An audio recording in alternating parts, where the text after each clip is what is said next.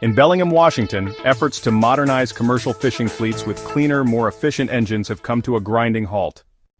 5 engine replacement projects aimed at reducing emissions and improving fuel efficiency have been put on hold after federal funding was unexpectedly halted. You might want to pause here to read the text on your screen for more details about the funding.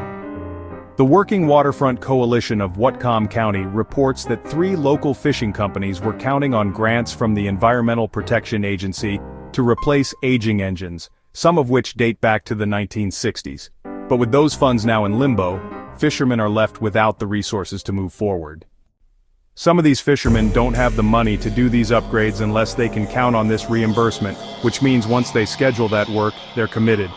If that vessel gets done, if the project gets done, and they turn the paperwork in, and the money's not there, they would be in trouble.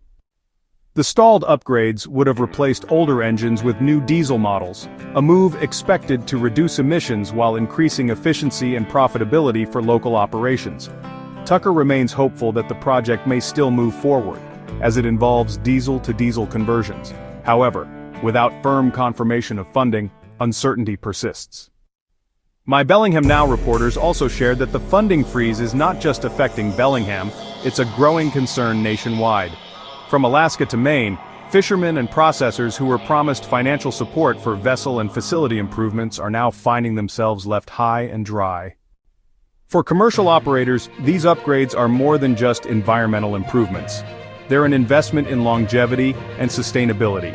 Without access to federal funding, many may be forced to continue operating outdated, less efficient vessels, which will impact both their bottom line and their ability to meet evolving emission standards. As the situation unfolds, fishermen in Bellingham and beyond are left waiting, hoping the promised support will be reinstated before their opportunities slip away. Thank you for watching. Please subscribe to American Northwest Magazine and click on the thumbs up icon.